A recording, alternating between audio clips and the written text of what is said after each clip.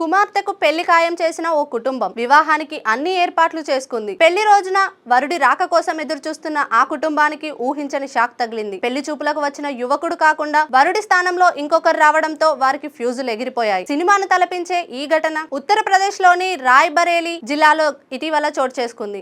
వివరాల్లోకి వెళ్తే తానే మిల్ ప్రాంతంలోని ఓ గ్రామానికి చెందిన యువతికి హర్యానాలోని పానీపట్ కు చెందిన యువకుడితో వివాహం నిశ్చయమైంది. ఈ పెళ్లి సంబంధానికి రిసు అనే ఓ మహిళ మధ్యవర్తిగా వ్యవహరించింది. పెళ్లి చూపుల్లో చూపించిన యువకుడి ఫోటోను చూసిన అమ్మాయి కుటుంబం ఓకే చెప్పింది.